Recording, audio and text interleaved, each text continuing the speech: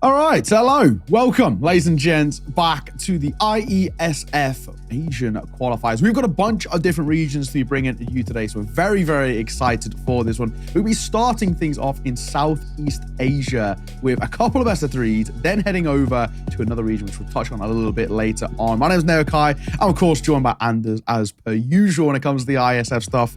Brother, how you feeling? I feel pretty good. Just looking forward. We've skipped onto an entire new region. I think that's really exciting. So I look forward to see what what kind of games we've got and what the level will be here in the Asian region. Yeah, exactly. We get a bit of a variety. Sometimes we get some teams who are pretty damn solid, right? They play a lot as a team together, whether it's in a lot of the kind of more domestic, local things. And then sometimes we see teams who are a little bit newer. Maybe the scrapbook isn't too deep, and occasionally it can show. I think we have all the matches for today to bring you our little schedule of how things are going to be going. Like we said, we've got best of threes to kickstart things with Thailand taking on Vietnam, then Malaysia taking on Vietnam. So a bit of a back-to-back one there for Vietnam. Then we head on over to a completely different region. That I think if I right say Central Asian, which would be pretty damn fun as well. We've got Turkmenistan, Uzbekistan, Brunei, Malaysia, Brunei, Thailand, Kazakhstan, Kyrgyzstan. So yeah, pretty cool, man. A lot of different regions. Yes, and I think some of them, to start with, we're going to be doing best of threes. I think some of the later ones will be best of ones. So, it's a little bit of a mixed bag to start the day with, but I'm pretty excited. I think it's going to be fun to see, some new faces here. And also just to get a sense of, who's going to be ultimately qualifying for the offline portion in Chengdu later on. And obviously all of it meant to be a whole qualification to play in Riyadh at the end of the year for the IESF Championship. That's going to be really exciting. So we've already found a bunch of teams, and we've got some offline qualifiers in some of the other regions that are still meant to be happening later on in the year. But yeah, we've got a packed schedule. So many teams to find. So I think it's really cool. Yeah, no, it should be pretty damn sick, man. I'm really looking forward to it, especially when we get in towards the Central Asian side of things. There's a couple of teams there that I'm pretty interested to look into. So especially Uzbekistan. We saw them at IESF in Romania last year, and they surprised everybody, making a fairly decent run towards the quarterfinals. I think most people he's coming into it maybe wouldn't even expect them to make it to playoffs in general, but did really well in their groups. Had a couple of individuals. I don't know if you remember Icy Vlone.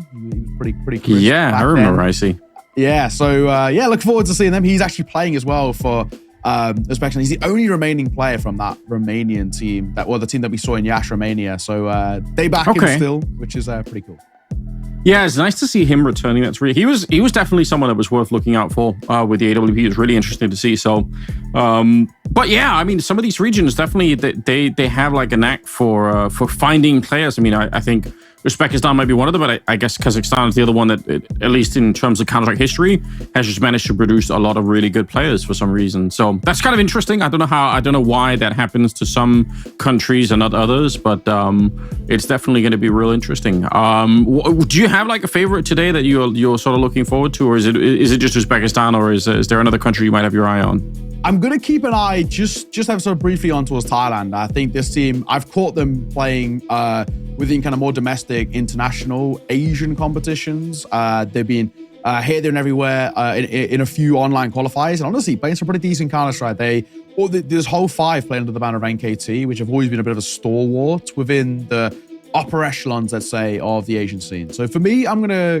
keep an eye on Thailand. And of course, we can kind of show you our current matchup, or our matchup that's going to be the first one of the day, which is that of Thailand taking on Vietnam. We're kind of looking forward to this one. It should be pretty damn good. Thailand, for me, are a side that have the opportunity to do some serious damage here. This is a side who, it's the first time we've kind of really seen a Thai side at the top level for a while. They've kind of, at least in NKT's perspective, they're an organization from the region, but they've kind of had a variety of players. And actually for a long time, we're actually leaning Mongolian. They're players like MIQ, Dobu, Zerold, Coolers playing under this banner, very decent players. Kind of basically everybody who is the top level in Mongolia that isn't under that kind of IHC/Mongols banner were playing under NKT. They also had Icy Vlone, funny enough, playing for them for a very small stint before he get picked up by fours. So yeah, I think for me, this organization are pretty cool. They've always been around the top level.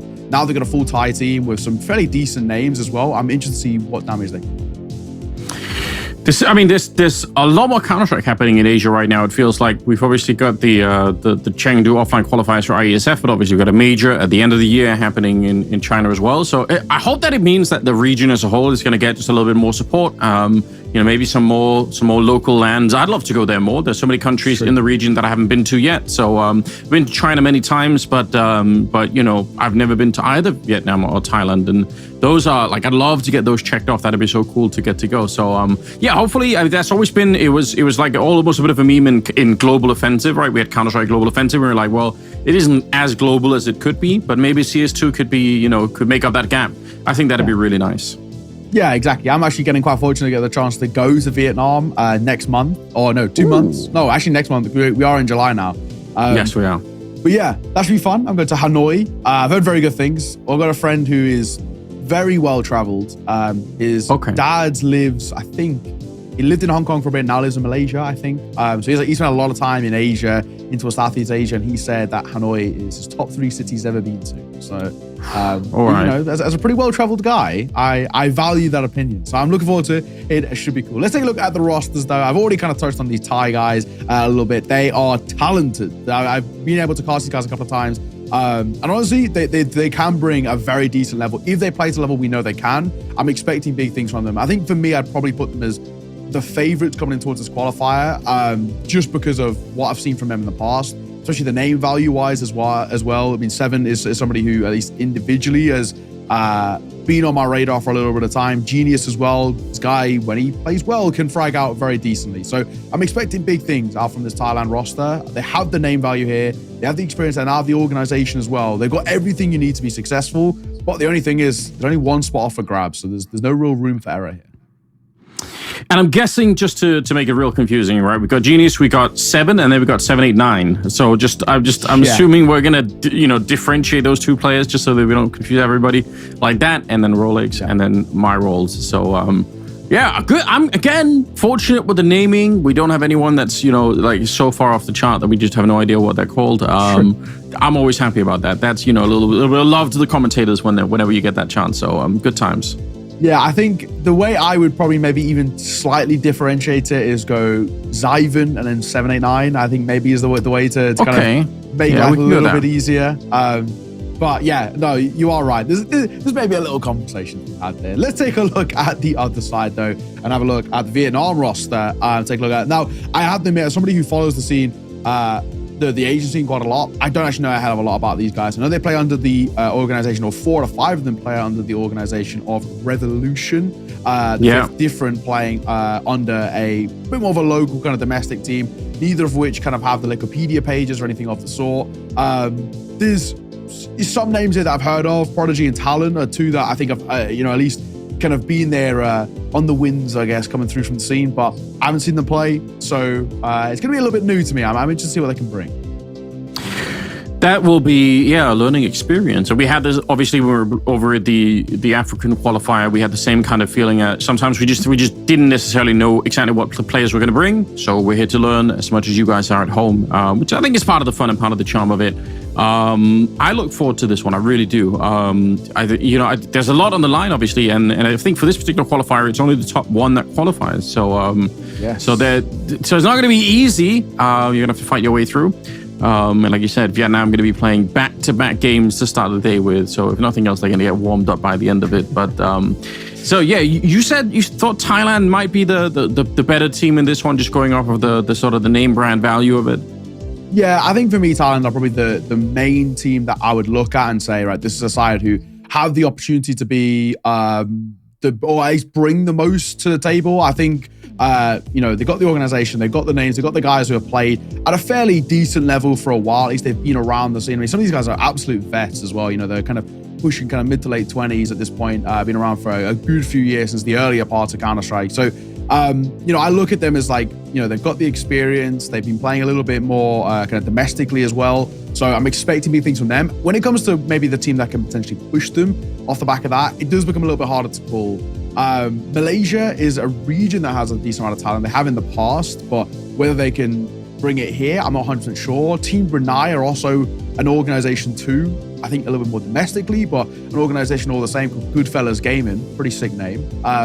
So I always think it's a good sign, at least in my eyes, when you see kind of in these sort of international sort of qualifiers where IESF does it, that you see actually still organizations here represented, which is, I think, in my eyes, the way I want to see it, right? This is a team that at the very least you'll know they would have had a decent amount of prac. They've got setups, they've got defaults, they've got ideas about how to kind of pull up executes and retakes and the rest, rather than occasionally we see a couple of these teams that come through and they're just mixers. We see happen in all these qualifiers. Yeah. We see happen in the major, these mixers that make it through. I forget their name. I remember back in, I think it was Paris or Rio, one of those, but Fantasy, they were an FBLC mix, made it through. And they were quite literally on the day of the major qualifier. I forget his name now. Polish Warper. He puts a message in the FBLC Faceit chat and just says, "Hey guys, anybody want to mix for this qual?" And four of the guys replied. Ended up qualifying to the major, getting stickers. So pretty sick for them. But sometimes you can see a real difference between these mixers and these full teams. So I think, I'm going to pretty heavily lean in favor of Thailand. My second team, just to throw it out there, I'd maybe have a little look in towards Malaysia, just because the region as a whole is fairly decent.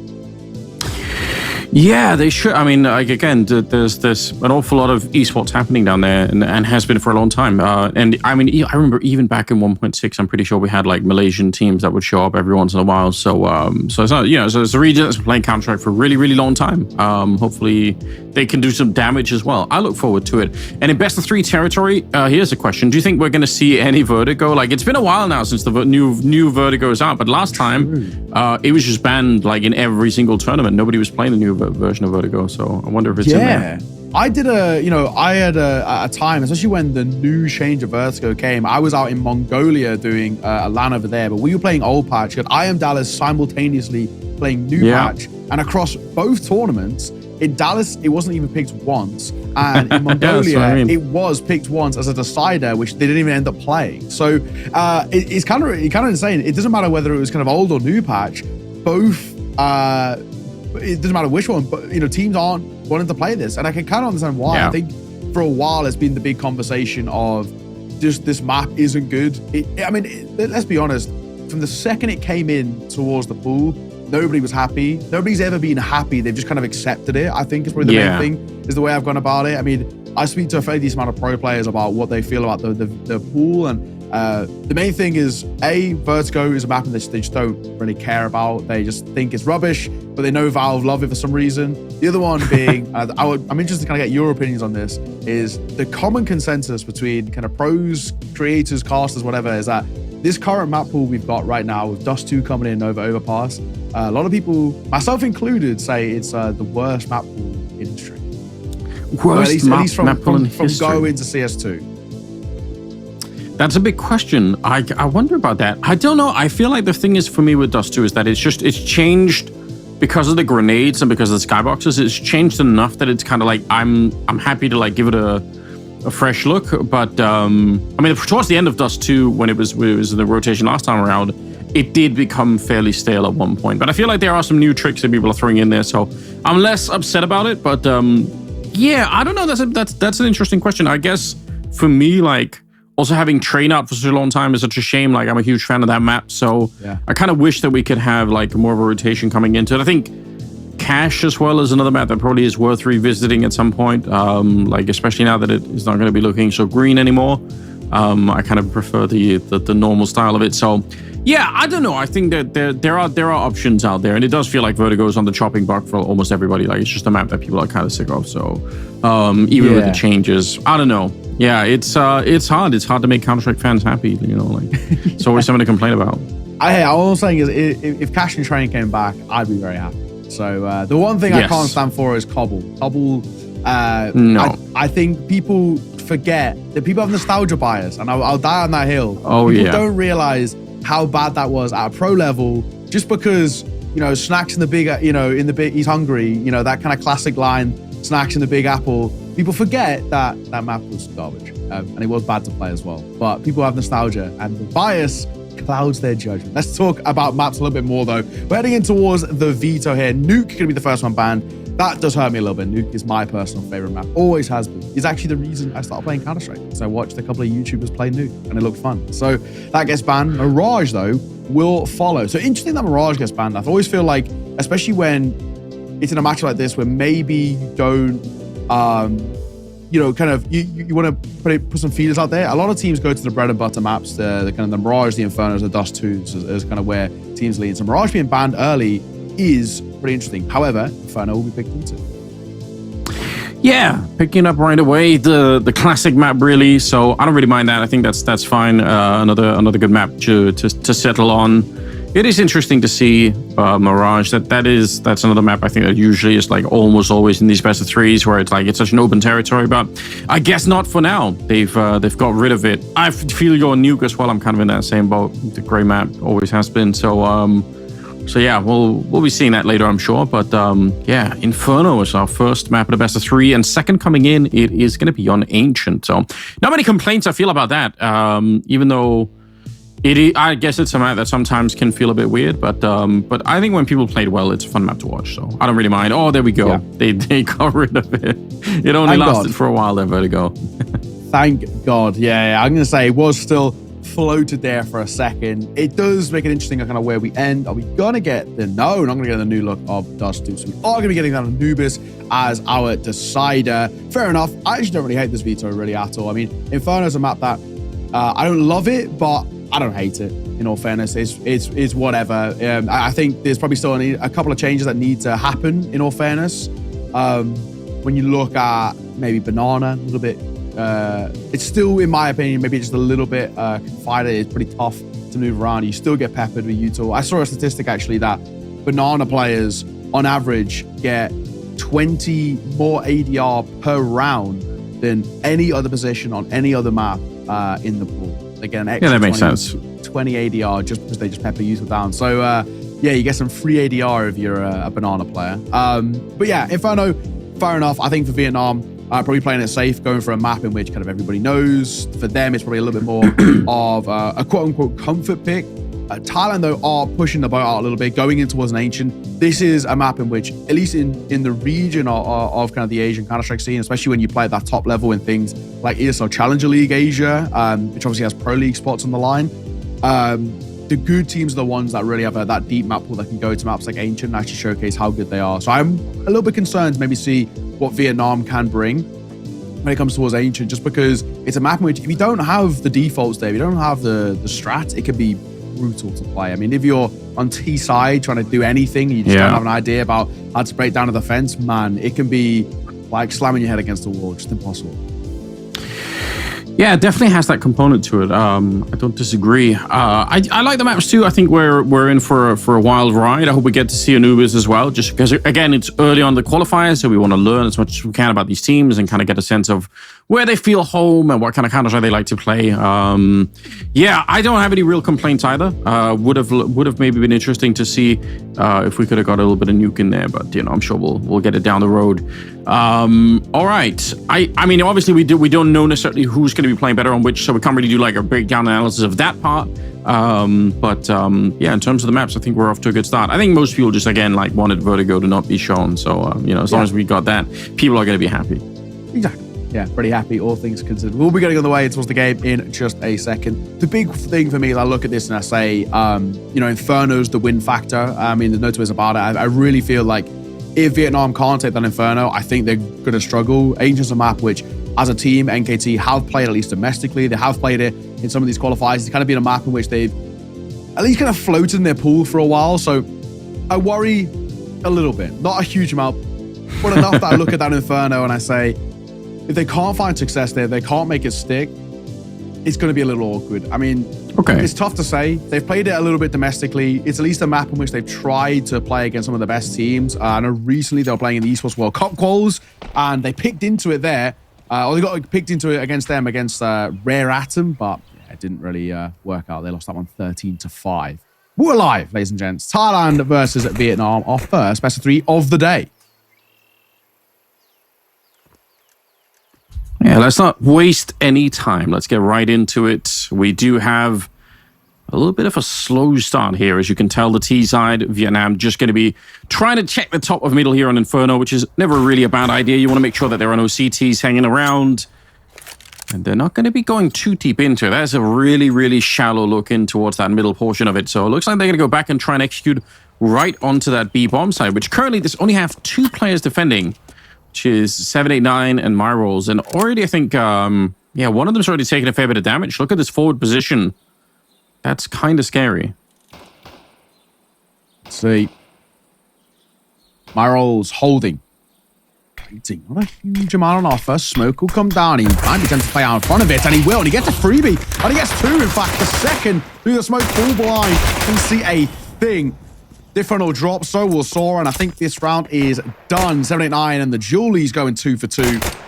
And, boy, I'm not really expecting a huge amount, in all fairness, off the back of this one. He's probably going to be falling in just a second. Genius will swing.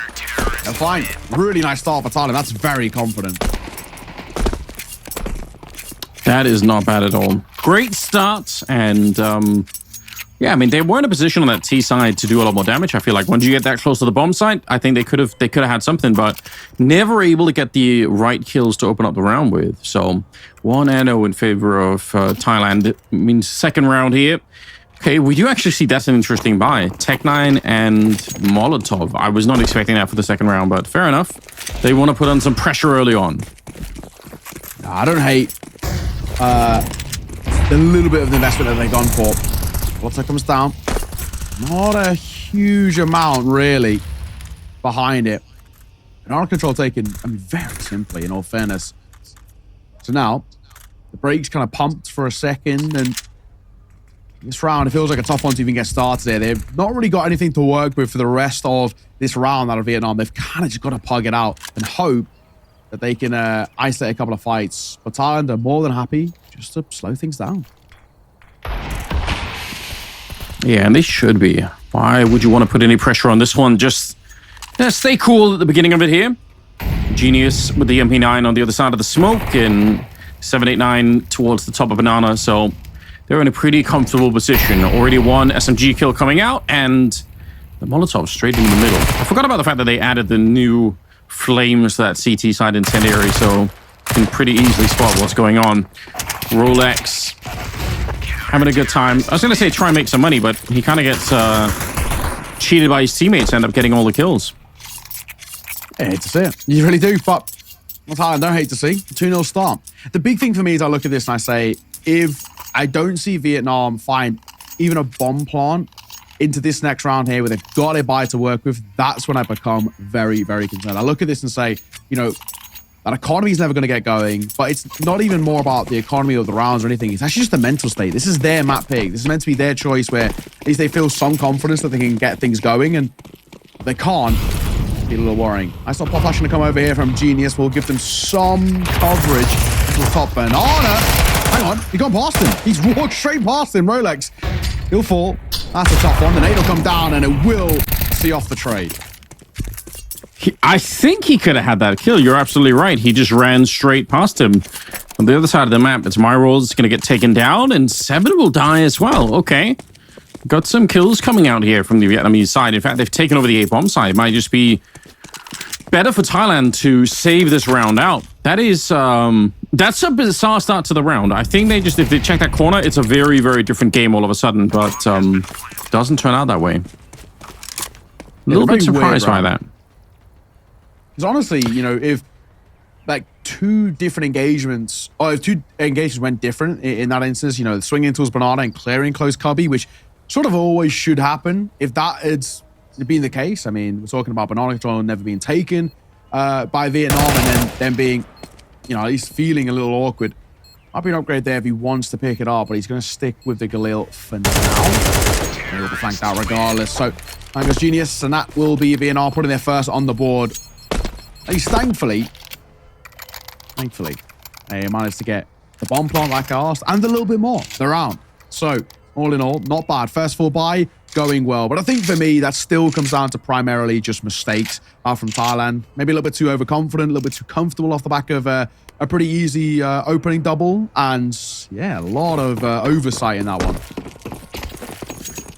I agree. It's one of those, you know, hard to know if that's just like, you know, the early start of the game here, or if it's a question of overconfidence, because they really were just running down Banana. They were very aggressive at the start of it and overlooked a couple of things, cost them the round ultimately. We'll see if this one's going to be different. Round number 4. That's a nice start.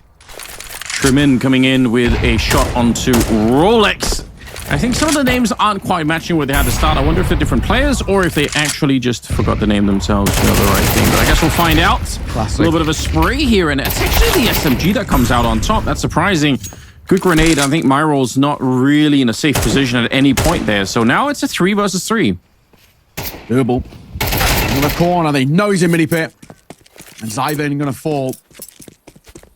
This is a tough retake. It has to be said. I mean, they've got a bit of util, which is the main thing. More smoke, molly, flash. I mean, they've got the bits to work and a kit. They've got to find an early fight here. No two ways about it. They're going to give this a go. A lot of this is going to come down to his first engagement, and it goes successfully, in all fairness. Lurk Smoke going to come down, but he's all alone now, swinging the corner, looking for the head. He does get a tag, but it's not enough for the kill. Vietnam make it 2 for 2. Good work, in all fairness, when it comes down to the gun rounds. Vietnam may have started shaky, but they've at least responded in kind. Yeah, and you're noticing that some of the players from Thailand, that there's not a lot of coordination in terms of helping each other out or setting up crossfires. They're fighting a lot alone. They're not falling back from a lot of the fights either. So if you're going to have a CT side like that, that's just going to kind of stay in position and fight you. And if you win some of those fights, I mean, you know there's not going to be anyone else nearby. I think that's a pretty nice little bonus here for the Vietnamese side early on. Deep grenade that lands there on KJ, I believe, but other than that, it should be a much easier round here. Just pistols on the CT side. They've got the MAC-10 leading into it. That always shows a little bit of an understanding of the economy side as well. You're buying a MAC-10 in this round. You like to see those little details. Yeah, know him. There's a good chance of making some cash here. Okay. Need the first contact, but it is going to be genius for the first. Still alive, and he might want to re-aggress in all fairness. The only thing is, needs to have some support. He doesn't. Nobody there to trade, so MAC-10 gets one for free. And re-smoke into a CT as well. Their life a little difficult. Minute on the clock. No real rush here for Vietnam. They've got the numbers. Got the weapons too. I don't think they're really going to be stressing too much. Trade with the 5-7. Only the trade. Site is now open. And the last man of my rolls. Unfortunately, a long old rotate to probably no avail. Yeah. Pretty well done. Sticking around with the MAC-10, making sure to defend the weapon that was lost out there. That would have been a bit of a nightmare if they would have given up the AK at the start of the round. But they managed to recover it just fine. So don't think there's much you could do on the CT side here. You've got the USP, so you might as well stick around and try and do a little bit more damage. But he is going to be found as well. So, wow.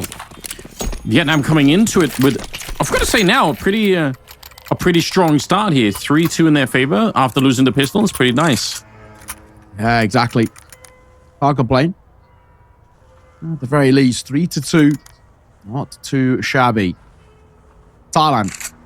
This next buy from them has to be pretty damn solid. I mean, they're the side who, at least for my money coming in towards this, were the team to look out for. They've been playing a lot domestically. They've been looking good as an organization. I was hoping for some big things out from them, but so far, not so good. Vietnam, at least for the brief moment, feels like they're beating the brakes off them a tad.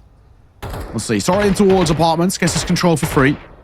Not really rushed to much here. They got a bit of banana control. Decent apps control now as well. I mean, Vietnam, early spacing and early map control is pretty solid. Yeah, they're being allowed to get pretty deep in here, putting a little bit of pressure on Banana while this is happening. But yeah, just hanging out in the boiler room for the minute. Flash is coming out from the CT side, but they're not turning the corner just yet.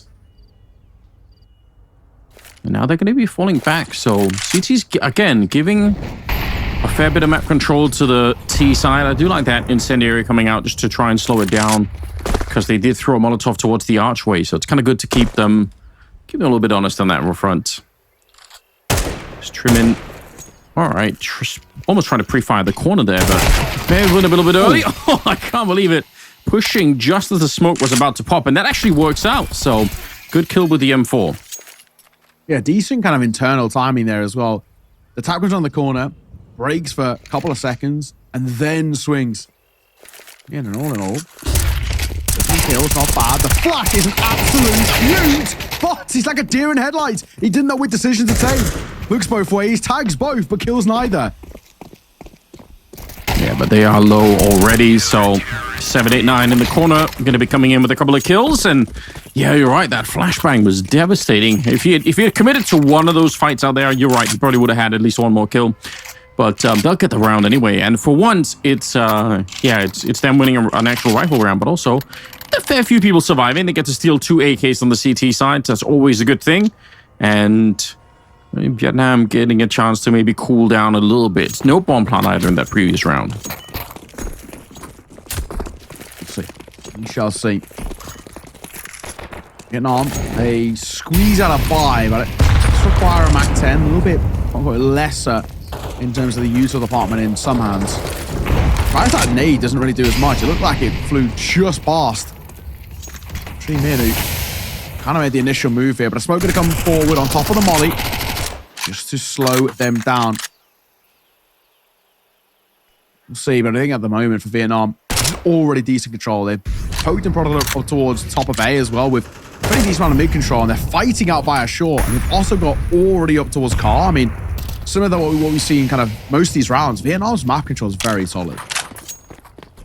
Yeah, it is. And the trouble is, it's really hard on the CT side to make really good rotation. So it's fine if you don't lose the fights, then it doesn't really matter, right? But if the T side wins the fights, then the CTs will have no chance to really rotate across the map because they won't really know until it's too late what's going on. And they did win the early fight here, so it's not bad at all. 4 versus 5, about 45 seconds left. And looks like Vietnam, they're going to be falling back. They might want to just go for banana. They pick up the bomb now at the bottom of T-ramp. Yeah, it looks like they will end up at the B-bomb site. So just 2 people defending. There's no rotation happening from the A-bomb site yet. Oh, yikes. Genius takes a lot of damage to the molly, and he tries to play around the pillar, but he can't. Do they clear 789? They do. Not effectively. We'll get 1. Looks for a second. Damage dealt. Not if they kill. Bomb will go down. 3v3 in the retake. Yeah, notoriously one of the hardest bomb sites to retake. Maybe the other one being the A bomb site on Inferno, but certainly nobody likes retaking B. They did some damage coming through the smoke there, but not enough to get a kill. So bomb is still ticking away.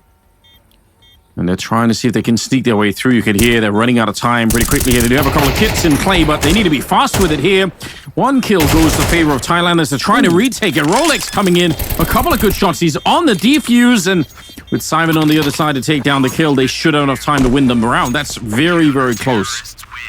Man, that was a very decent retake, though, in all fairness. Swinging in from Coffins, gets the first guy towards Pool, swings in towards Dark. I mean, you just think maybe to a degree Vietnam's trading in the crossfire should have been a little better. Well, sadly, not to be. 4-3. Thailand claw back a lead. And now it does have a little bit of a ramification over towards Vietnam in not winning that round. You look at it, only pistols then to work with. It's a tough spot. Vietnam for them. Just a little bit. They've been pretty competitive, man, but it's just the small little mistakes that are costing them. Yeah. Let's see if they can do some damage with the Tech 9s, though, and 2 deals as well. So, always a chance.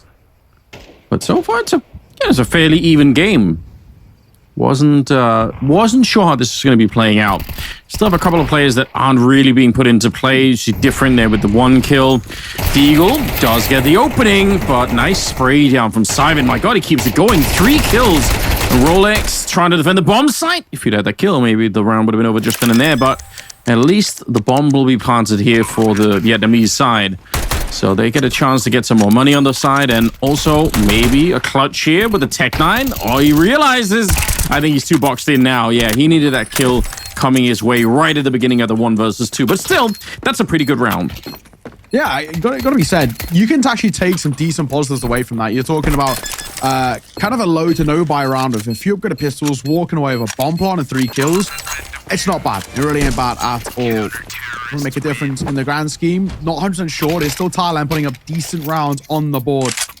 At least bit by bit. Starting to be a very, very competitive side. But a 2-round lead. Back into the investments for Vietnam. Back into the AKs. I haven't yet seen an AWP out from either side, at least utilized effectively. So waiting maybe for that to change things up. Thailand, it took them a while in the gun rounds, but now they are starting to look good themselves. And seeing off rounds like that is what matters most. Letting those ones slip can be very, very damning to the confidence. So, after it's not, you're all good. Early Util towards Banana, made him towards corner. Good to decent damage and does do a fairly decent chunk towards Genius. Yeah, the life of any Banana player, whether on the T side or CT side, it's just never really that much fun to hang around there. You know you're going to get grenaded at some point. All right, a little bit more top mid control for the Thailand side here, which is something that we were pointing out earlier. They were a little bit too far back, perhaps, or at least giving a lot of map control, but it feels like this time they're trying to hold on to it just a little bit more. You see for the T's, though, they are setting up a potential here. If they get the kill on Genius right away, that could be pretty devastating, and they will, right for the smoke, in fact. I'm not sure they could have seen much. That should be the round right then and there. Different with a double opening, and that's all they needed. Nade on the smoke, opens it up, but different setting up close. Tough retake, very difficult. I mean, I'm not down just yet. Flank on the cards here, but one man waiting and finding looks for a second, but actually can't as Myros doubles down. Hang on a moment. Different. They didn't plant the bomb. Now, got it all to do, yeah. And in 30 seconds, wait, the bomb is back at ramp. Spawn.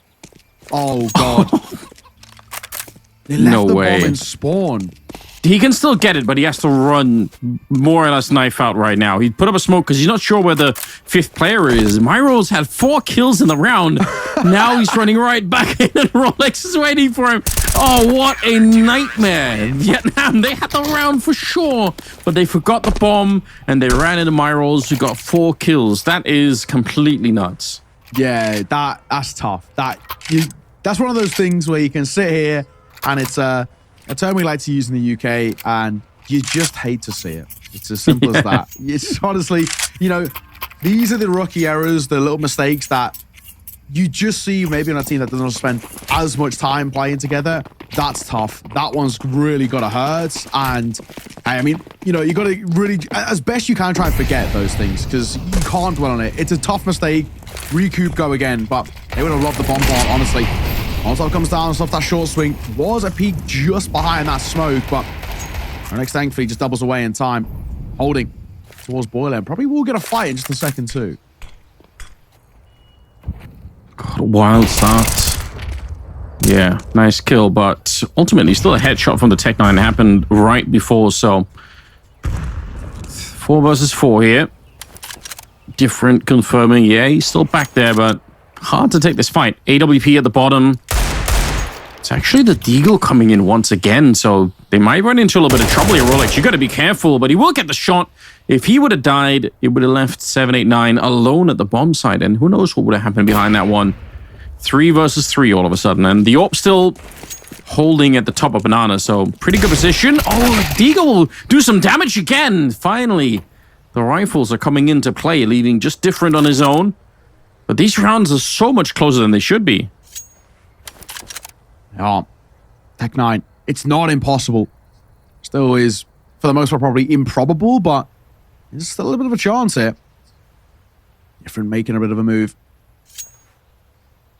Creep walking his way forward. Honestly, he might actually be able to get a far now here. I say that.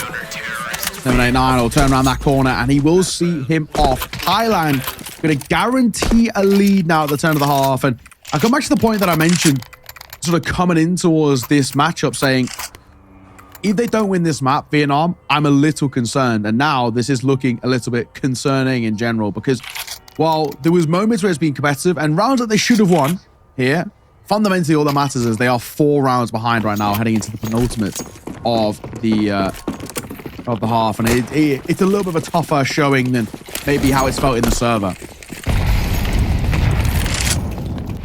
Yeah, the swings back and forth here are really quite curious, but I guess also the problem for Vietnam at some point here is that they just kind of ran out of money, so it's been a little bit of a struggle in that sense. Myral's also coming online, having himself a really great game, up to 11 kills behind that one, so I guess we'll see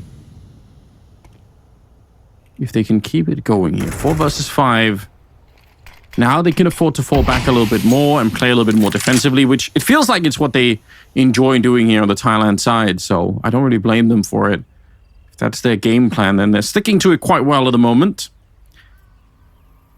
Just AKs in play on the T side, so yeah, sneaking around looking for the opening. It's been kind of their MO for a while. They want to win those kind of fights. They're different, just trying to take them.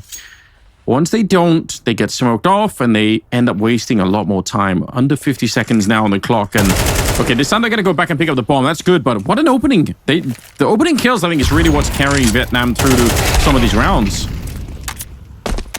Let's see. Swing in the corner. For an extra 4. Versus 3. Good spaces to work with. You hate to see that, though. Now I've jumped through the smoke, and they actually have got out towards the site. Diving to the top hole spot. Molotov will come down. He's probably a dead man walking, and he will be. Even though maybe the nade didn't break the smoke itself, it doesn't make too big of a difference. I don't really know if this retake's got that much legs behind it. They've got a bit of util. They've got kits and the weapons, but it's still not easy. No, it's definitely not. Sneak it around. I mean, they had a great B take at B earlier, but this might be even more tricky. There are man down, going to try and throw in a bit of a grenade, smoke towards, and then a Molotov to try and push somebody out, but they're really running out of time here. Nice shot to take down Different. They'll lose Genius on the other side, and I think that might have been the one opening here. They're just not going to have enough for it. It's KJ to take down 789, and it will be another round here. That might be a much needed one going into the last round of the half here. Getting up to 4, I think, is going to be important. If they can get a 5th, honestly, it's not a bad half. 8-4, it's still workable if that is to be the case, but it's not going to be easy, especially if they don't find a pistol. So for Vietnam, if they want to give themselves the best luxury here, you take that 5th, and we start to make a little bit of a move. I mean, right now, Vietnam, that's a round they can fall back on. That's replicable. Decent work, good execute. Nice little wrap out from long. They're going to go quicker bit towards Banana. Straight into the fight, and they're running into each other. Past each other, in fact, like ships in the night. Different. All get himself one. It's quite chaotic. Spam on the smoke. 789 will fall as well. What is happening here? Both sides decide to go aggro up towards Banana. And it looks like it's working out better for Vietnam. We've got better firepower. Yeah, and credit to them. They managed to slow it down on the T side. That's the kind of round where if you keep running, you might just run into another player, which there was someone hiding out there, Rolex, I think, with a 5-7. So nice little move, I think, from the Vietnamese side to slow it down and make sure that you're not just running straight into a 3rd or a 5th player up there. That's not going to be worth it. So checking the back of the bomb site. Oh, he's good for the 1 kill, but still, again, good protocols, I would say, coming in from the T side. Now they need the bomb planted. Nobody's covering. All right, that's good, at least. You're going to pick up the AK here, and all right, nicely done. Myro's not being allowed to sneak on through. It's getting a little bit worried because it looked like nobody was looking for CT spawn there, but didn't decide to go through the smoke, and it will be a 5th round for the Vietnamese side. So all in all, I would say a pretty respectable start here for both teams. Yeah, I mean, you can honestly take some positives away from that. I really don't think it's too bad. I still feel like a pistol round here is a bit of a necessity. I mean, we're now seeing maybe where Thailand can showcase their strap book and how deep it is. But yeah, I mean, all in all, right now, that's not bad. It was looking tough at one point. Vietnam was struggling to get any rounds. It was struggling to look at least comfortable in terms of the way they were playing Counter-Strike. Now we can sit here and say it's just feeling and looking a lot better. 7-5. Vietnam, if they can get themselves a pistol on the CT side, we're talking about them absolutely having game on here. However, if they don't, back to winning ways out for Thailand. Go for a quick B pop here. Pop flash over smoke. Going to come through towards CT. I want to stick around for that fight. So he's going to fall away and reluctantly kind of give up the site. Okay, well, it's a bit of a start at least. They get the headshot, taking down my rolls, but the bomb is still going to be planted. Oh, just barely. They're right on top. So, sure, they give up the bomb plant, but who really cares? That is a good retake coming in. That's kind of interesting. I thought, you know, you would sacrifice one player, I think, there on the T side and say, okay, we lost a player at the beginning, but we got the bomb planted, you know, at the very least. But they didn't get anything done after that. So, good start here. It's going to be an interesting game all of a sudden. I think that opens everything up. Let me said, this is now a really kind of I mean, there's also an interesting decision for Vietnam. For Thailand, man. So you've got to go for buy here off the back of a bomb plant, but you lose this. Not only do you lose the lead, but you actually probably give it up over towards Vietnam, so it does become a little tougher. I mean, this seaside round here, this first kind of sort of buy coming through, we've got that triple Galil 1 Mach 10. It has to be converted. First fight is very good for Sora. Rolex gets caught. Nice work, and in doing so, already an opener for Vietnam.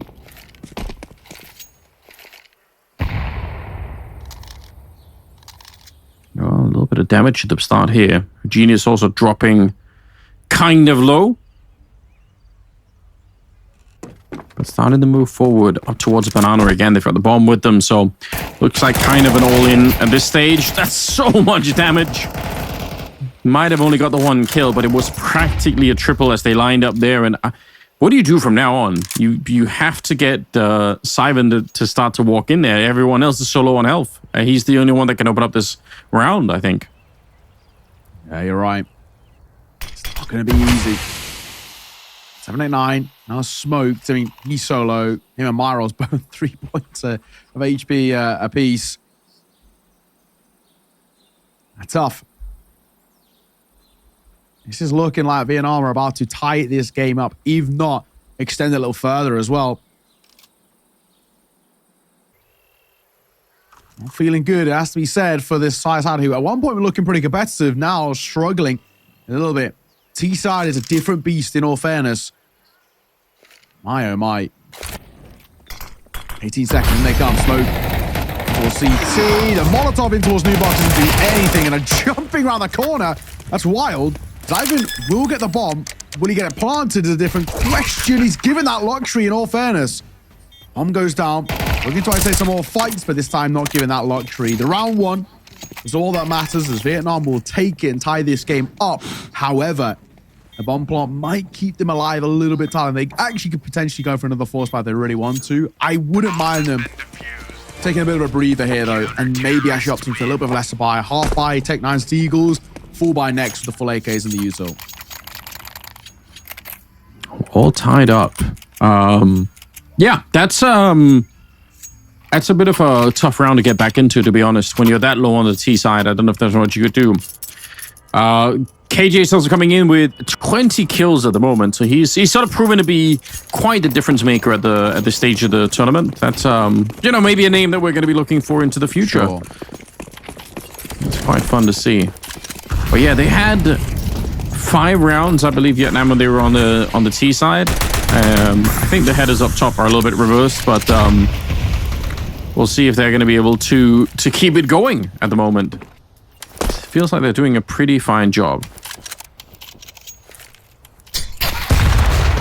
Oh. Big nade coming through on that corner. They're going to at least decide to go through it. Swing, and it just doesn't work out. They're trying to take the top mid control, and it is not to be. Very simply put, it has to be said. My rolls will fall, and I think that's going to be all she said and wrote in that one. A flawless round coming through.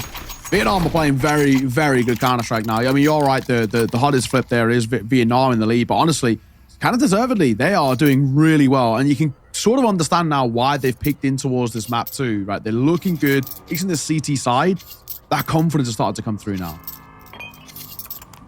Yeah, the plan is working, that's for sure. And just, you know, don't stray from it. Keep it going.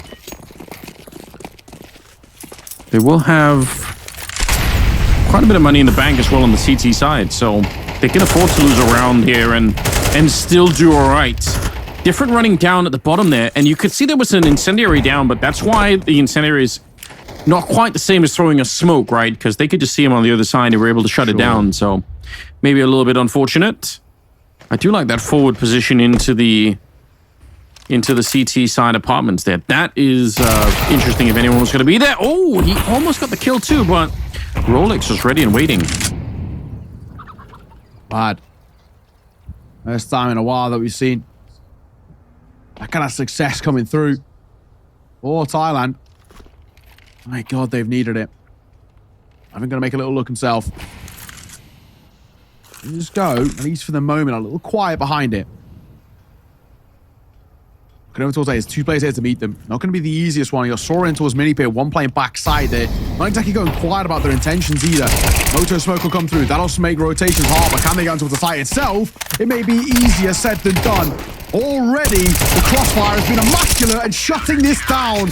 That is beautiful. What a round taken there. And my, oh my, 2 versus 5 on the site itself. They walk away with the round. Yeah, that's pretty surprising. Getting that kind of an opening and then being unable to finish out the round in your favor, that's really unfortunate. But you're right, the crossfire, definitely huge. And while you could see at the replay, they had the smoke up towards the library. They didn't really have any grenades to go down towards the pit or towards even the bomb site itself. So, yeah, that crossfire stayed intact, and that just worked out really, really well. So a 2-round lead now.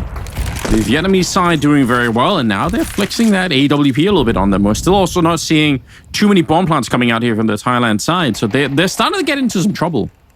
It's true. It is true. This is not good. I'm getting a little worried for them, I have to be said.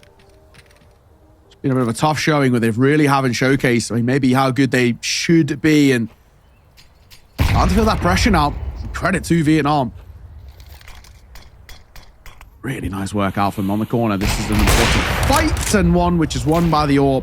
I haven't seen too many AWPs in this game so far, but it's been pulled out here, and to success. 1 point was under, caught with a little bit of a drive-by, 7-9 or fall, and super simple stuff.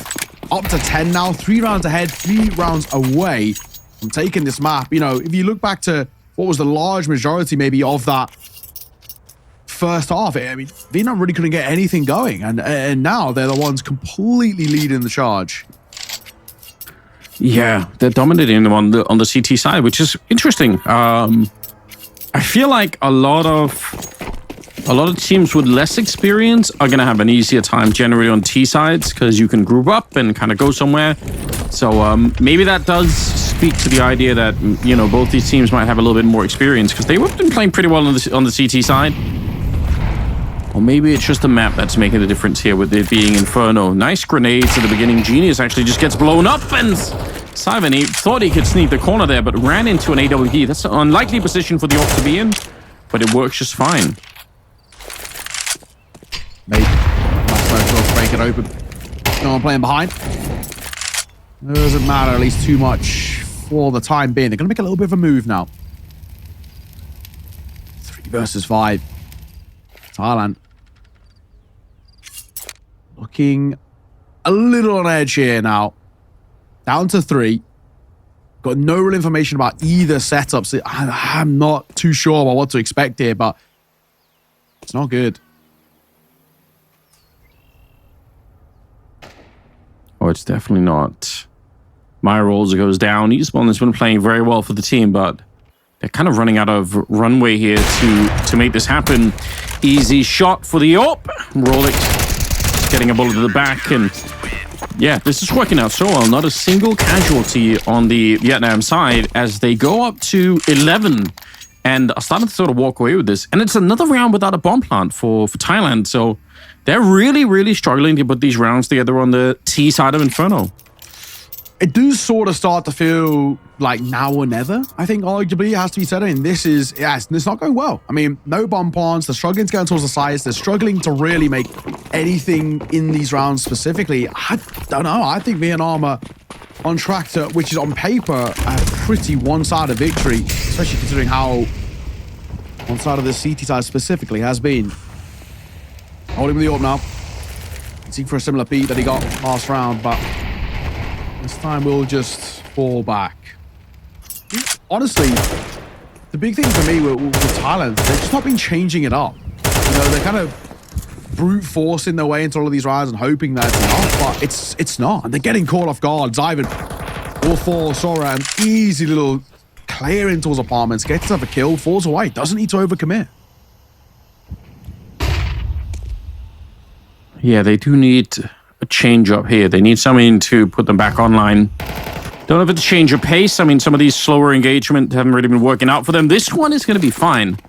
The CTs attempt a bit of a mid-take, run into the AWD, but it's the only rifle here, and the flashbang will absolutely make sure that Trimin never had a chance to run away from that one. So 1 versus 3 here for different. Doubt if there's anything you do. The bomb's planted, and they should be able to lock this one down. Just don't challenge too much. Make sure you have to commit to the fight here. Oh, that would have been a fun kill if you got it right at the start there, but it took maybe a little bit too long. So finally, Thailand able to pick up a round on the T side. It's been a real long time.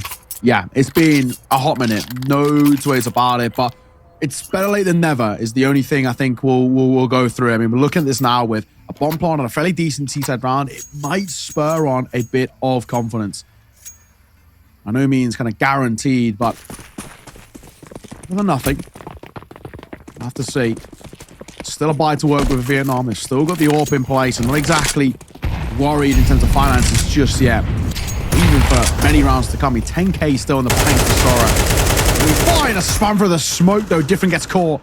Didn't really even do anything specifically wrong there, but down he falls. 789 though gets caught in the same sort of vein.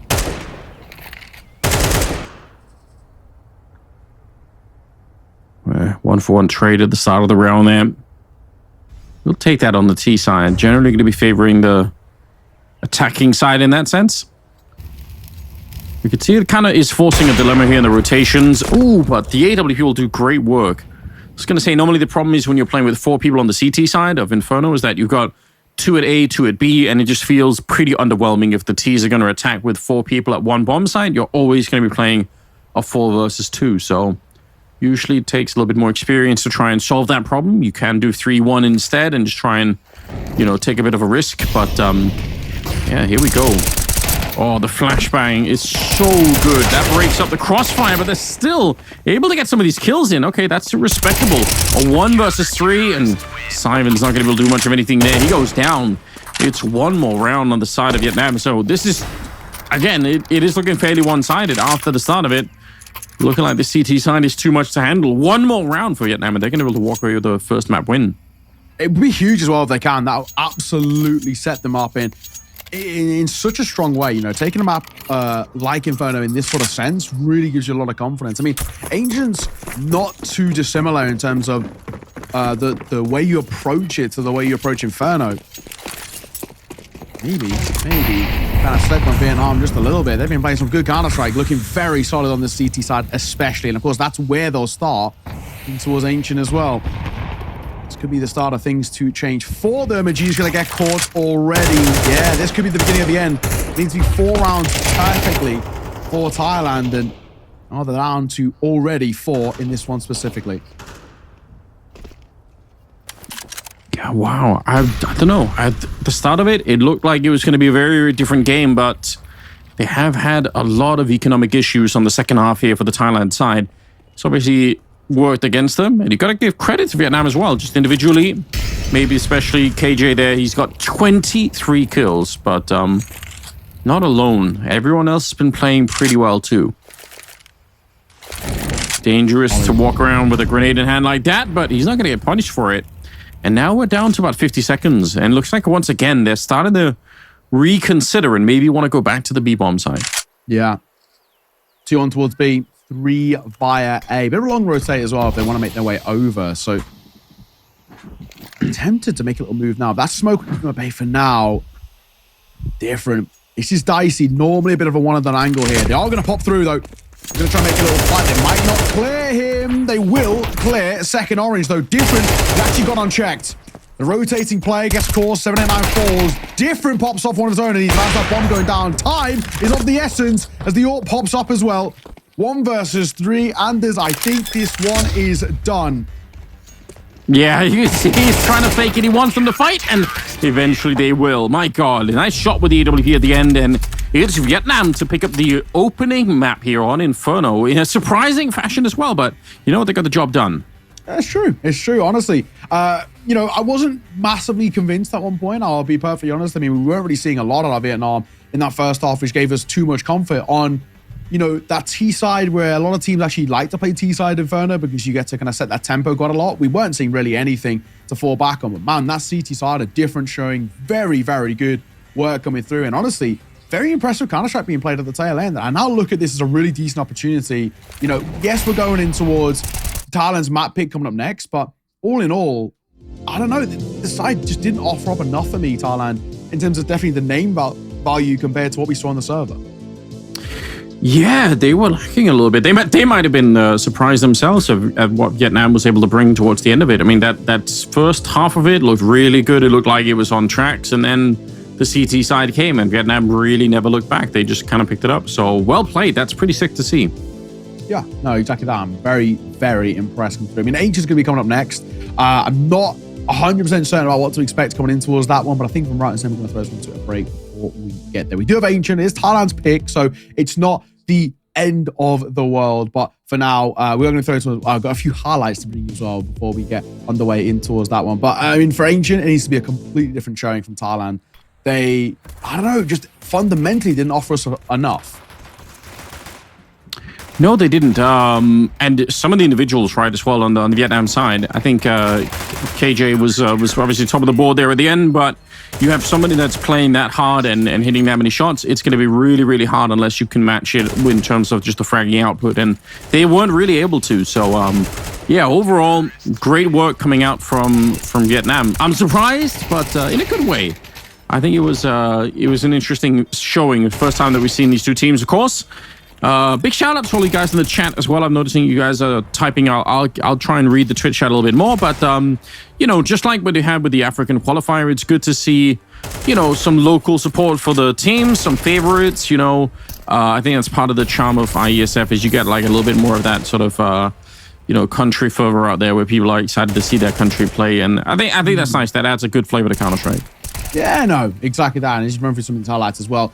You know, it's one of those where we are seeing, at the very least, enough out from both sides, which could spice things up heading in towards Ancient. I'm not fully sold just yet on Thailand. At least name value-wise, they should be doing well, but we didn't quite see it, and it makes me wonder maybe whether Vietnam are a bit of a sleeper side. You know, this is the beautiful thing about these sort of international qualifiers. You see teams and players that, you know, weren't really on our radar. We do a lot kind of primarily in towards, you know, EU, for example. We just don't really get to see too much Vietnamese Counter-Strike. But honestly, they played very, very solid. You can see the synergy of the side was really there. I mean, some of these rounds were miraculous. In particular, this one actually was funny. The one I was going to talk about, the 2v5 as they pop on towards this this A side. I mean, it was ridiculous they even walked away with this round. Never should have happened. But we get to see just how good they actually are.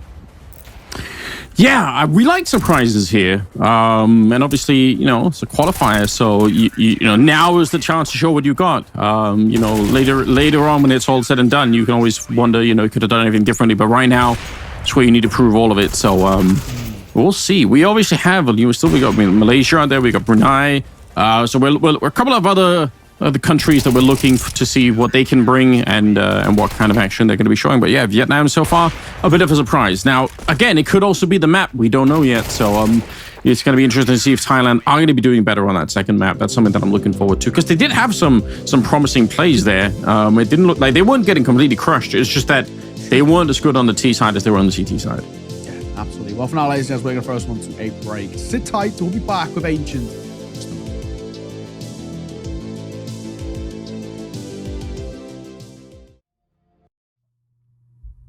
All right, welcome back, everybody. We are into the mix once again here, the IESF regional qualifier, the Asian qualifier this time around. We've got a best of three that's already live. We've got Vietnam versus Thailand playing at the moment, and it looked like it was going to be Thailand walking in with the opening victory on Inferno, but somehow Vietnam made their way back on the CT side. It was exciting, an exciting start, Neil, for in many ways. It looked like it was going to work out differently, but Vietnam have surprised us.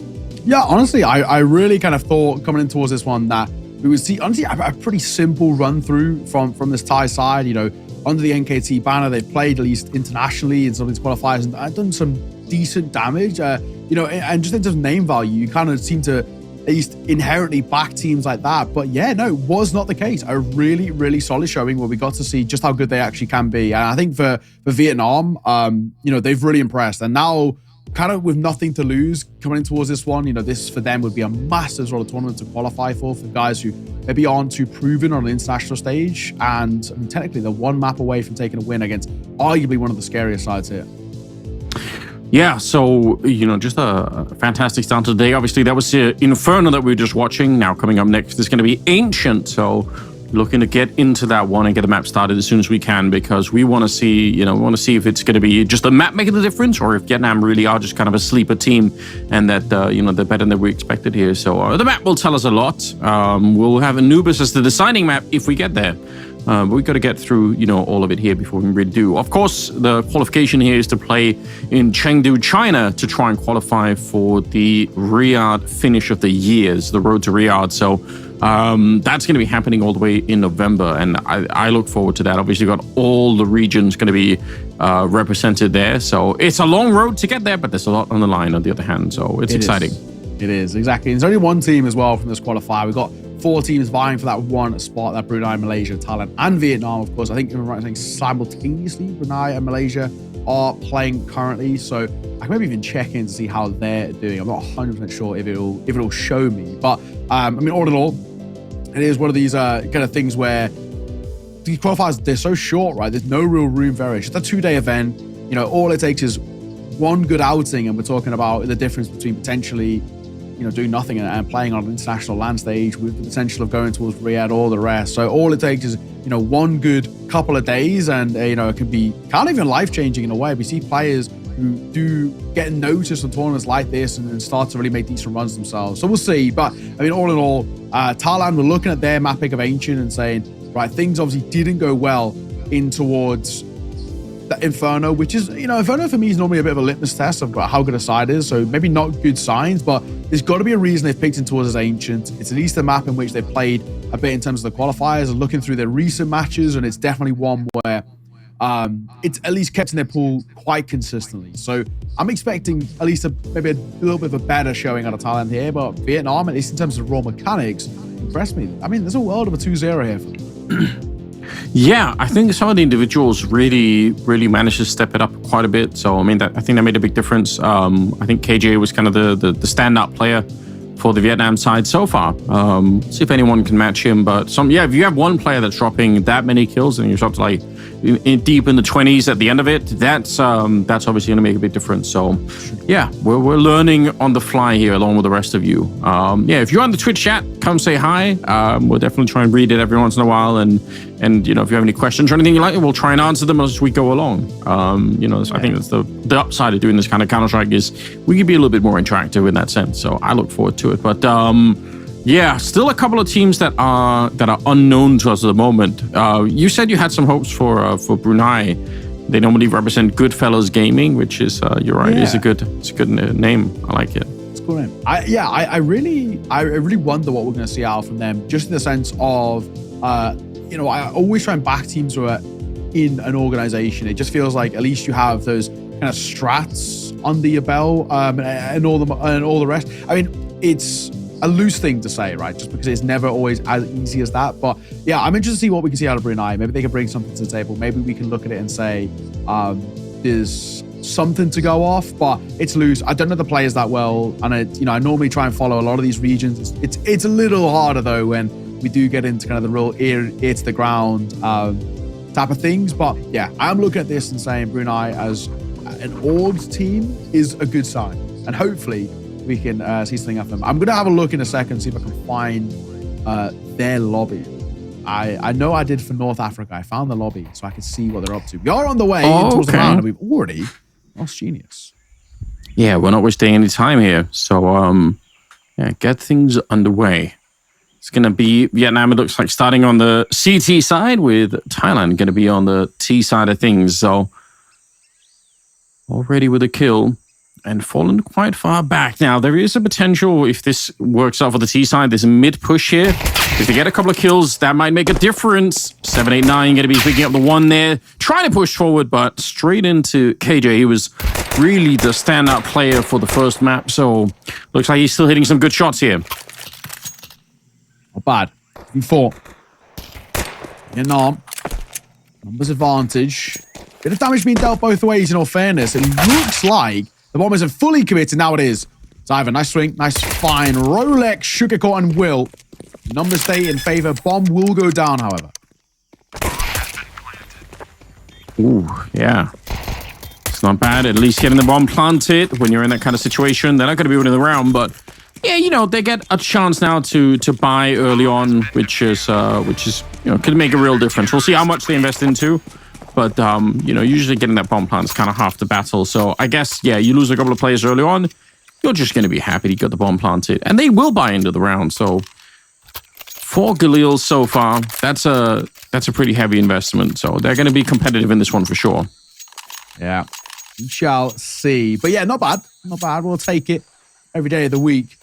Question for me now looks in terms of response. The bomb plant is good. It means a buy, but you don't find the buy, it'll put you in a real tough spot where Vietnam again can start spiraling quite positively. Can play up close in towards elbow.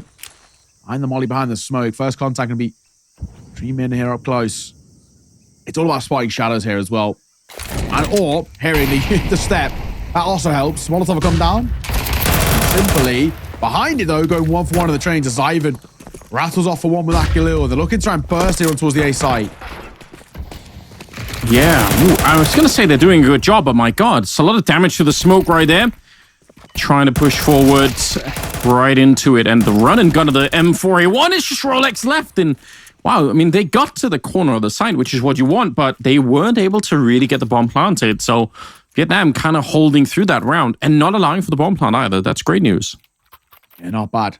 Not bad. You'll take it every day of the week. The question being now for me, when I look at this in a 2-0 start and Thailand faltering a little bit, when do they maybe even call, for a bit of attack pause and have a conversation? Because it's not going to plan right now, I think is the main thing.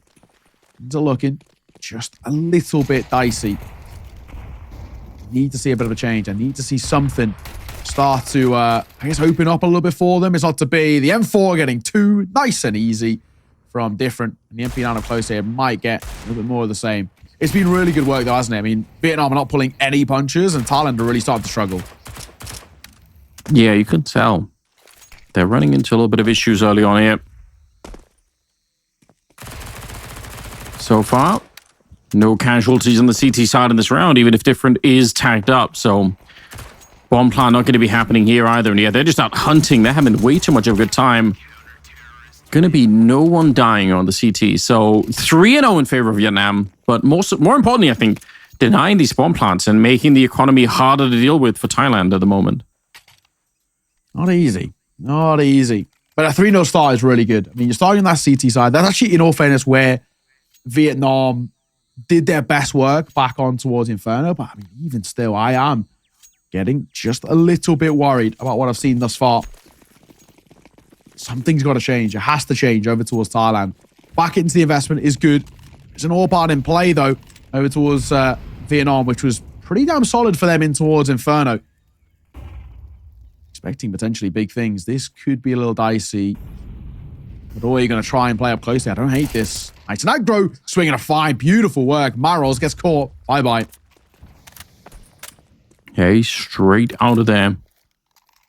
This kind of round, again, really important. You've lost the early couple of rounds. Now it's your first real rifle round here, but you actually got the AKs out, so you have to do some damage. You have to try and get the bomb planted here and get some money away from the CTs. Otherwise, this could be a really ugly first half.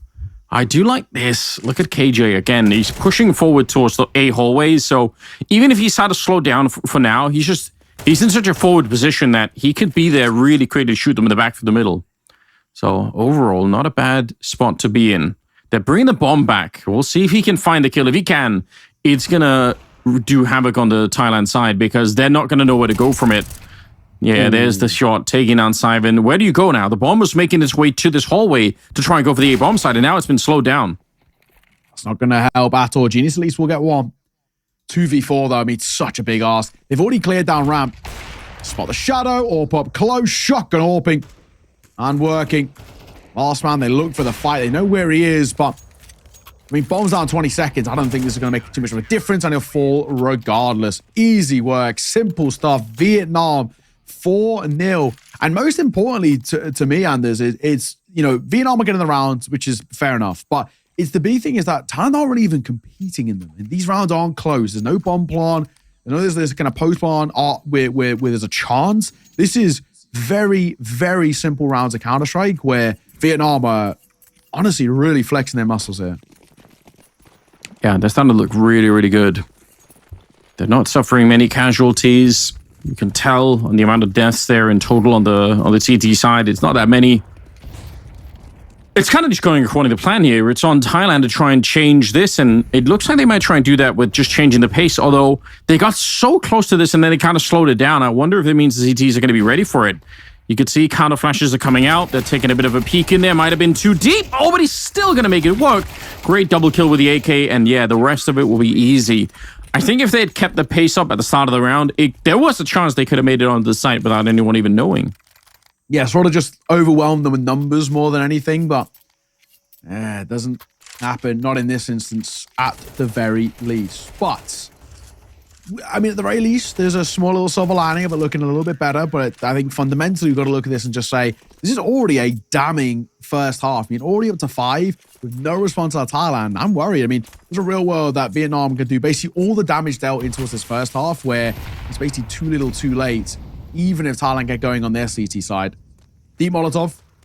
He's going to play up close. He's been confident. I can see why. The flashes are good, though. Very, very good, but it doesn't make a difference because both opening kills go the way of Vietnam, and a third to go behind it as well. They pop out on towards the site. There's still a numbers disadvantage here for Thailand. Yeah, this is perhaps one of the chances that they might have, but that's a problem in and of itself, is that these are the kind of rounds we're saying, okay, well, at least it's a 2-on-3. Like, that's not necessarily that great, although nice shot from 789. Did see the shadow and will be able to take down KJ. So 2 versus 2 all of a sudden. A minute on the clock. I do like this, again, forward progression coming out here from the Vietnamese side. 789, he's not going to get caught that time either, and he might be dead in the middle here. Oh my God, the flashbang actually works out. That's crazy. I thought he was for sure going to be dead. So finally, Thailand are on the board. It's a little bit late in the game, but it's not over yet. Yeah, honestly, I think this is it's better than nothing. They're a side who, for me, where we've seen from them, they've had these little moments in each and every round, but it's not been good enough. That, at the very least, to claw that round back. They lost the opening 2 fights, and they still made it stick. So technically, from very in loose terms, 3 versus 5. You'll take every day of the week. Spam the corner. Not a huge amount behind it, but I'll have to wait and see. Got mid control, which is good, but a lot of damage been taken towards Vietnam. I guess thankfully, though, it is the AWPer, so I guess in the grand scheme doesn't really matter too much. No, you can certainly still do a lot of damage, but yeah, I mean, at least putting a little bit of pressure on here. A lot of damage to the smoke once again, different. He's feeling the pressure now, wants to swing out and take the fight, and he is going to get traded, but you're still noticing that that T side, they're a little bit low on health, and that's an issue. Genius, he wants that Molotov in the corner. That's a good idea. Oh, but it goes a little bit short. That's meant to go all the way back there, so it's going to take another player to really get him down now. 789. They're hearing the footsteps. They know that he's running towards the A-bomb side, so they should be able to rotate, but at least he's going to get the bomb planted, and he could still clutch this one. Potential. 2 ways about it. Trimming so low, that's the big thing, but 1v2. He's gone for a pretty aggro post-bomb position. He's tunnel vision in, double ding, bye-bye, Bob's your uncle. I mean, honestly, I don't hate that. 789, he's just hoping that he gets a bit of fortune. A rotate coming through from the other side. They both come in via kind of the donut main area, and simply put, Vietnam answer back. Small silver lining for Thailand is the bomb part, is the kills. However, is it going to make a difference? I don't know. You've already guaranteed the bare minimum is going to be a tied game at a 6-1 scoreline. I need to see considerably more from Thailand before I get convinced. Yeah, I feel like it's, unfortunately, it's still a little bit of a tough position to be in right now. 6-1, and we are moving into round number 8. They got the Galils back out mostly, a couple of AKs in the mix too. And what looks like, all right, this is interesting. You see Simon in the back there. He's setting up for all the normal smokes that we're used to seeing and landing down towards Donut and maybe CT spawn as well. So if they can get through, they might have a bit of a chance here. The AWP put under pressure and eventually burned out in the corner. But yeah, they're still being traded fairly evenly at the moment. But the smokes, did they land? All right, it's a very, very deep smoke, but I guess it'll get the job done. I'll take it. Breaks. Pumped for a second. Retake doable, but 3-on-3. They've got to try and isolate a fight early, or I may have spotted the pixel there. For fairness, one spot crossing right-hand side. Sora will get one. Swing with the F4 is good. Do they expect Rolex, though, coming in for the big flank? He's making a little move, and he might get one for free. He's playing trigger discipline and time. We'll get one. Nade on towards the corner, but it doesn't matter. Sora sees it off, and pretty damn good. They've got time for the defuse. Nice and easy. That'll be Vietnam 7-1. Man, this map, which is meant to be Thailand's pick, is looking pretty quickly like it's going to fall away from them. Yeah, I mean, I guess in a way, even though the scoreline is way more one-sided right now, some of these rounds are like kind of doable. They're getting into some bomb plant situations. So, but still, the CT side here for Vietnam, just like it was on Inferno, is really rock solid. So, kind of hard for the Thai team to do anything at the moment. In terms of kills as well, I mean, apart from 789. No one's doing a lot of damage in these rounds, and that's a bit of an issue. Nice grenade, and they walk into it here. Genius gets immediately downed, and they're going to lose Myros in the middle too. Man, it's pretty damning, isn't it? This is quick. I feel like Thailand, at least to a degree, feels like they've lost that mental miss shot, though, and a rare, uncharacteristic miss in that sense. Held on the angle, and now they've got the sight. 2-on-2, and an AWP on the retake's never easy. I mean, Sora made it work last round. This one a bit tougher. Bomb goes down. Or are you going to come in from behind? I think behind that smoke is throwing the AWP. He's taking pop shots. He's not exactly quiet about it. Another bomb plant here. And they're really being slow about the retake on the CT side. So there is a chance still, even if that's a good little step in the bag there. Rolex, he does have an HE. That's not going to help him too much. Smoke up on the one side. Yeah, he wants to throw that in grenade, but they are going to be on that defuse. And with the kits, they will have time. He's trying to flash his way through, run right in, but he's lost in the smoke. And eventually, he will go down. They will get that defuse as well. That's a really, really close round. Might have been one of the best chances there for Thailand. They do some damage. But again, it's Vietnam walking away with the round. Yeah, mate, what a game we are being treated to right now. 8-1. This is, there's not a lot we can say here in kind of a positive note. We can, we've already spoken about the quote unquote silver linings. It has been one-sided. It's beautiful, and it's very, very simply put a dominant showing off of Vietnam. 8 already. Ah, yikes. A few more rounds we played at the tail end, but I'm not expecting really anything to change. Vietnam have looked so comfortable. The only difference here is they do have a FAMAS coming into the play, and they do take a little bit lesser utility in his hands. So in that sense, maybe a little bit harder. I mean, Vietnam are at least being stretched in terms of the econ a little bit, but I don't know, man. Hot Flash on that corner didn't do anything. If you peek Denny, here's the steps. Goes now, and it actually will cost him his life. 789, holding and finding. All right. Taking out KJ at the start. That seems to be the right way to go with it. He's been one of the better performers of the team. Sneaking on through Myros. He sees it coming. All right. I like this defensive start. It's a 5 versus 3. This is going to be the best chance right now that Thailand's got to try and get a second round on the board. So they don't want to be squandering this one. Smokes up. There is a bit of a crossfire set up towards the bomb side, but still, they should be able to break it wide open, especially with that kill. Yeah. Round is done for. That's I think almost too late to make it back into the game, but if they can get more rounds like these, I'm not going to rule them out yet. Yeah, it is true. I think you're right. It probably feels a little bit too late. However, Vietnam's econ is a little bit short. Sora's got money. Tadoi does as well, but then you look at Treeman, not so much for him. 150 on the other side too. I mean, it's not the easiest. They're going to have to take drops. They could potentially squeeze out a buy here as long as Different does save. Question is, of course, Willie. They've kind of got the right idea. They're poking and prodding. They're smelling blood in the water a little bit. He's parked him into his donor, and I think he'll just avoid anything. So, won't be the end of the world.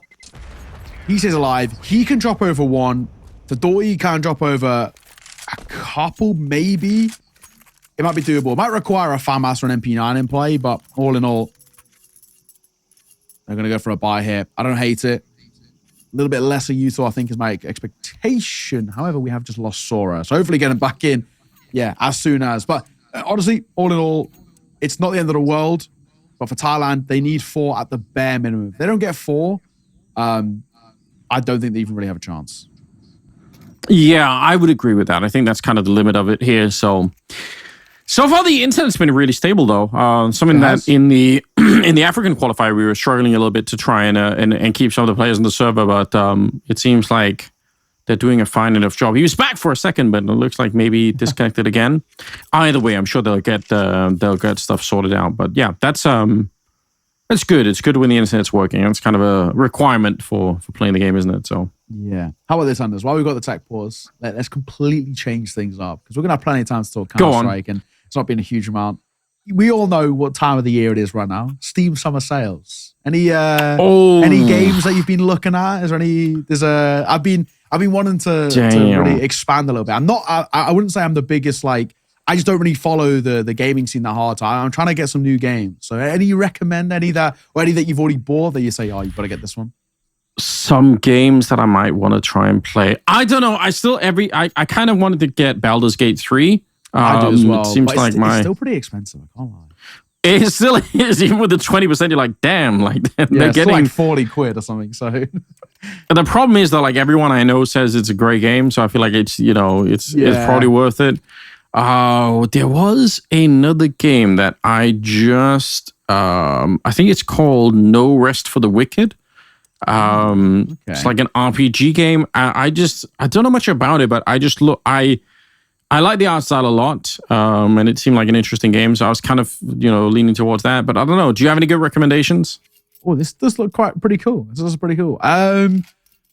Recommendations. Games I've played. I mean, Cyberpunk is a pretty good one. I know it's kind of a classic. It was obviously very buggy when it first got released, but sure. Now it's been fixed. It's very, very good. Okay. I've been told... I have it. I've never played it, but I have it. It's really, really cool. It's worth playing. It's a little slow to start, and then it gets really good. So maybe worth playing. Another one that I've been told that was really buggy on release, now is very good, is the new Battlefield. I think it's pretty solid. So we'll see. I love Battlefield games. I'm into that. Cheap. Yeah. So it's like £3. So... Okay. We are back live though, thankfully. So we can come back to Steam Talk a little later if we get another pause, maybe. Yes. Sora, who's back in the server, already got a kill into his black plat, and he might get another one in the flames. He's hoping, but he's burning and dying. Yeah. I mean, you can't do much other than what he did there. Just commit to the fight, try and see if you can get the job done. Genius, nearly with a kill there, and they're going to be catching Tremin, trying to walk his way for the smoke in the middle. So it's going to be another bomb plant here. 2 versus 3. Oh, almost. They needed somebody to catch him there. They could have the bomb planted already, but instead, the bomb planter kind of gets caught out a little bit. Now it's a 1 versus 2, and they're trying to plant the bomb once again. Oh, faking it one more time, trying to lure him into a little bit of a trap there, and they've almost got the kill on him. I think that should be enough. Surely. I mean, how low the Roy is. 2 points of HP. And how low the recon as well. There's a temptation to save here. I can't lie. I want to look at this and just be like, actually, I'm going to call it. I wouldn't hate this idea. Still sticking around at the very least. I mean, 2 points of HP. This is a big ask. Oh, good damage. My God. If he got the kill, he may have opened things up. The fact that he hasn't, he really doesn't have to hightail it now. Yeah, I was excited because he had the smoke in the kit as well. So there might have been a chance to do something, but I guess he's like, all right, you know what? We have a lot of money in the bank. Let's save this rifle. I think that's a fair choice to be making. You can see the CT side. So there actually is a way for Thailand to get 4 rounds anyway, which is exciting. Yeah, getting 4, honestly, I think would actually be pretty decent. I think it really does sort of save face a little bit from what has been, for lack of a better term, a pretty dire half. I think they should have been better. They should have been able to compete. They just never did. All in all, though, I'm not fully sold on this this sort of quote unquote comeback of Thailand, but it's better than nothing. I mean, they're showcasing they've still got something in the locker. I'll flash over. And the buy is pretty tough, right? You know, you got double M4, double MP9, and a Deagle. It's not an impossible buy to make work, but it's not going to be easy. It might take a little gimmick or two, and it's a gimmick I don't mind here. Different. Man, behind that smoke, I don't hate this. He might be able to get something. The Molotov, though, forced him into a fight. Genius gets 2. 789 gets one of his own, and now I think this one's fallen apart. MP9 gets caught, and that should be the round and the half. I think something that we started to notice at the end of this half is that whenever Thailand just kind of took the first 30 seconds of a round to sit around and wait to see what Vietnam were going to be doing, it worked out way better for them. They just would wait around. You know that Vietnam were going to be aggressive at some point, so you might as well just kind of wait and see if they walk into some of your crosshairs. So 8-4 finish at the end of the half. That's yeah, I mean, it's not amazing for Thailand, but it's definitely doable. If they win the pistol in the second half, it could be game on once again. True. Very, very true. We'll see. 8-4. If they get a pistol here, maybe we can have a little conversation. If it's a similar story where, kind of Vietnam come out the gates and just walk away with it, then I don't know. I feel like it might just go right back to where we were. Either way, though, small little resurgence at the tail end. At the very least from Thailand, it'll help them a bit. A lot more that needs to be done before I get convinced, but it's better than nothing. You've seen at least what they've got in the locker. So far, grouped up outside of the B-bomb side. Just a fairly standard hold right now. They're trying to, push in towards the Jaguar tunnel. They're trying to see if they can get a little bit of information on what's happening in the middle. I do like this attempted pop flash here. So, don't even need it. Headshot for 789. And if he was going to get pushed down, there would have been a flashbang to set it up. But that's a devastating sign. All right, Thailand might be back in this game now. Yeah, maybe. That's a huge kind of opener to find. It'll at least start things off somewhat nicely. A little more needed, but it's better than nothing. But there's quiet around it. Commitment being made just yet. Flashing to come in, it seems. Maybe, but if there's a bit of contact. But yeah, pretty quiet off the back. Vietnam don't really know where to go. They're really slowed down. I mean, they're waiting right now, I think, for the middle push. Yeah, so this is the part of it, right? They're putting a little bit of pressure on. Good headshot to begin with. And now, could they get the kill they need to overwhelm the bomb site? Nice catch mid-air. But the bomb should be planted here. Going to be in relative safely. 3 versus 3. There is a kit on Simon, and he's walking through CT spawn. So he's got to be careful that he doesn't die. If he dies to different here, then that kit's going to be lost probably for the rest of the round here. Oh, and they're pushing right into him. That's devastating. That's the kid on the ground. Oh, they're just swinging to fight, and it's not going well. Vietnam, different with the kill and different breed, as they are absolutely head and shoulders above Thailand right now in the server. And honestly, kind of clawing that pistol background in their favor, it's very kind of indicative of just the difference in level between these two. It looked from the kind of offset, you find the opening kill of your Thailand, you're in a good position, and actually Vietnam looked a little lost, and they've just completely pulled it back in their favor. Really well done, really well played, and honestly, all you can do is kind of applaud just how well they've been playing. So I look at it now and say this might be the beginning of the end. It's probably more or less a guaranteed 10th here for Vietnam. In Thailand, they've got to pull off a ridiculous resurgence. Yeah, I don't know. All the work still ahead of them. I don't think it's going to be easy from here on out. Winning that pistol round was probably one of the key pieces that they needed to get done. They grouped up towards the middle, and I think they've got a flash that Myros is meant to be sending over the wall whenever they want to push, but actually they go back towards the A-bomb side. They realize there's nobody really in middle. Let's just try and see if we can turn this into a bit of a fight here, but I think they already threw the flashbang, and I think the smokes up and everything else, it should be a lockdown here for Vietnam. Right. I think you are right. Last two, got a Mac 10. Not going to make a difference. Immediately gets head removed there, Rolex. Simon's going to find one, which is it's a consolation. 10-4. Anders, how we feeling? A little check-in. You reckon there's any chance for Thailand or no? I'm starting to feel, ever so slowly worse and worse for this. I feel like my enthusiasm for the Thailand comeback is waning now. But I've got to say, I mean, Vietnam, I'm pretty impressed. They're playing much better than I was expecting. So I don't know. It's not all bad news, but I do feel like the time for a comeback is slipping out of their hands. This first rifle round surely is it. Like if they were going to make a comeback, this is the time to do it. Flash in the middle. Look at the aggression though. Trimin coming in, and that's a double kill. He will get shut down ultimately, but still, that is so much damage for one player running in there with a flashbang, and he gets 2 for 1. Not going to complain. Already decent space they've got here. I mean, bomb going to go down. Not bad. The span doesn't quite convert either. It's a little bit off to the side. Oh my god, that spam does connect though. Toy takes a lot of damage. Lucky man to still be alive, but he is different. Gonna find one. Sora set up with one of his own. It's so simple, the fights, isn't it? I mean, this is the really pretty damning thing. They're just walking into their own demise. They're not really even playing off each other. The teamwork isn't there. The synergy isn't. Vietnam, I'm thoroughly impressed with how good they've been playing. Yeah, I mean, there isn't much to complain about. You're right. Some of the fights there, not necessarily hard for them to win, but just set up in a way such that the enemies walk kind of straight into the crosshairs. And that was the first rifle round. It exploded. Thailand now in a lot of trouble. And it shows 3 MP9s, Deagle and a 5.7 here. They're sort of struggling back with whatever they've got. And it's not really that much at the moment. And they're also walking up onto the B-bomb site, straight up the ramp. Could be a nasty surprise waiting on the other side. I think it's 789 who's out there, but yeah, he can't do much of anything. So a clear path for a bomb plant here, no question about it. Let's see.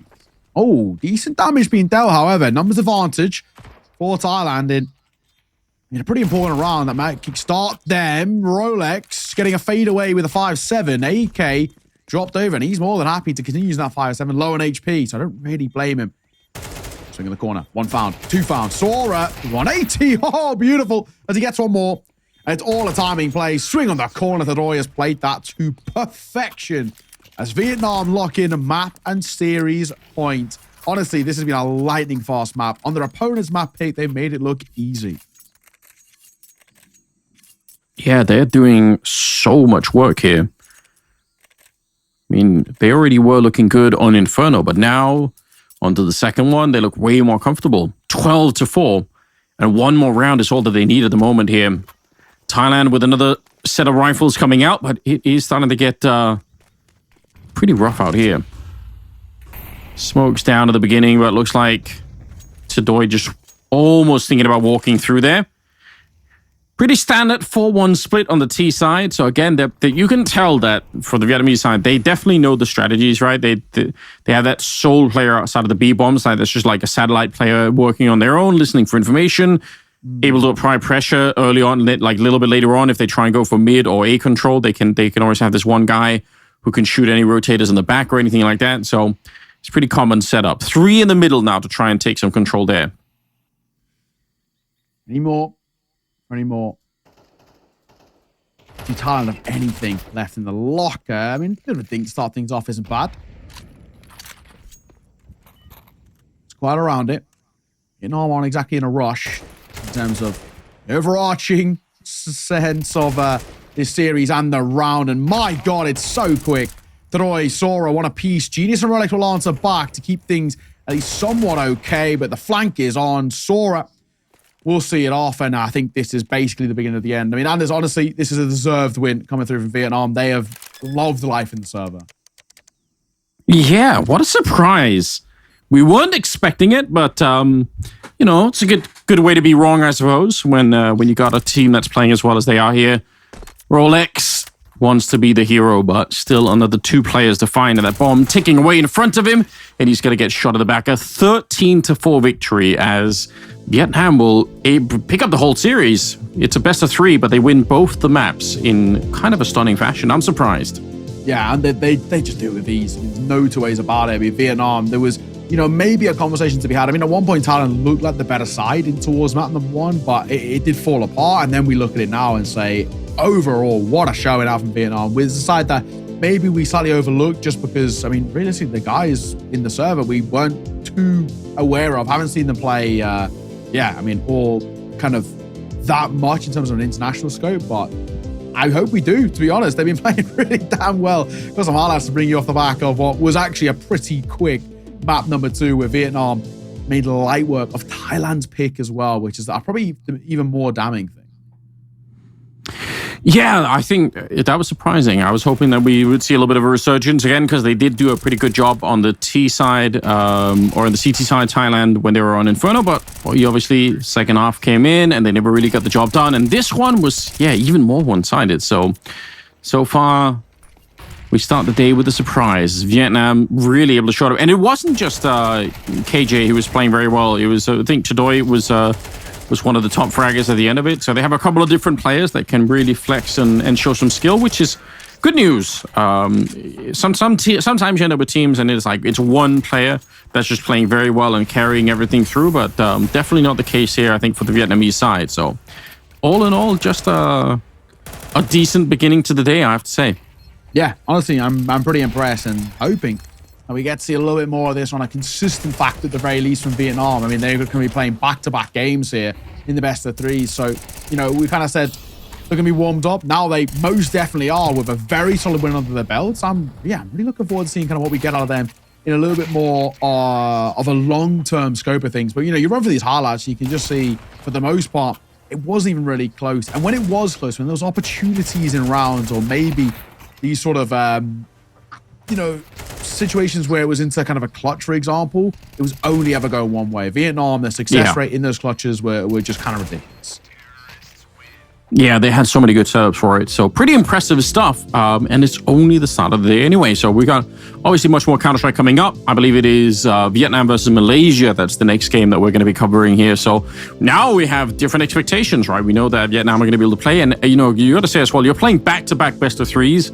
Winning the first one in a 2-0 fashion, I think is pretty important. That should give you some stamina to work with. So I'm excited for it. Now, I do want to say as well, just because we talked about it in the middle of the game, we had the little tech break.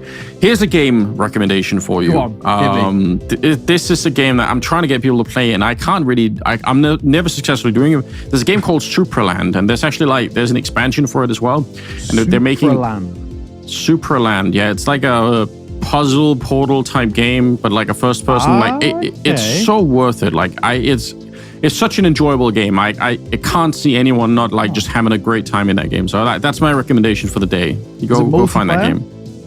No, it's not multiplayer, but it's like a game you can just throw on and just kind of get lost in. Like you can easily get lost for 2 hours, just enjoy the game, and then come back play it for the next day. It's just great. Fair enough. I saw somebody recommend this. In all fairness, so you are nice. Yeah. I saw somebody on Twitter recommend it. So you're not even the first. So fair enough. That's a good one. I'll throw out one since we're doing this. A game that is probably one of my. I'll give you the two very similar style of games, because they're the two of my favorite games. Before I got into playing Counter-Strike, I played both of these games a lot. So one of them is Uncharted, the whole series, very good. But Uncharted 4 is very, very good. It's now on Steam. It was kind of only on PlayStation back in the day. Before I got a PC, that's what I would play. Other one being kind of any of the Far Cry games. They're also pretty fun. Okay, they're very, classic very games. gimmicky, but they're pretty good, man. I think especially if you have a friend as well, you can play the whole campaign with a mate in co-op. So that's what I do. I play the whole thing co-op, and it's pretty good. But even if you play a single player, very fun, very easy just to kind of dip in and out of. So that'll be mine for now. I might do a little bit of research. Right. I think we're gonna have a fairly decent break. There was obviously the other game you're playing simultaneously, which was Malaysia versus Brunei. I don't think, if I'm right in saying, that one's done just yet. Not according at the very least to Wikipedia. I don't actually have the bracket, so I can't actually double check where we are exactly in terms of that one. But from my understanding, that one's not done just yet. So I think we might have a little bit of a break, or a little bit more of an extended break before we get underway in towards that one. It will be Malaysia taking on Vietnam. I think we have to wait for Malaysia to finish their first game before we get into that. So it gives Vietnam, honestly, a bit of time to have a bit of a break. I mean, not that they really need it, because that was a pretty quick series. Yes, it was. Well, they're going to still, take a little bit. Maybe they can catch up on what Malaysia are doing, and they can sort of strat them while we're going on. That's interesting. But a little bit of a timeout before we get back into it, and obviously much more Counter-Strike to come. We still have some best of threes later on in the day, but Malaysia is going to be playing Vietnam up next. So hope you guys are excited for it. We should be ready to go to a break now. Anything else you want to leave us with before we head out? I think the only other thing I can look at is basically how did Thailand respond. They're a side who should have been better than that. It wasn't good enough. So we'll have to wait and see. Yeah, you are right. We're going to first one to a break. Ladies and gents, sit tight. We'll be coming back with another best of three soon. See you soon.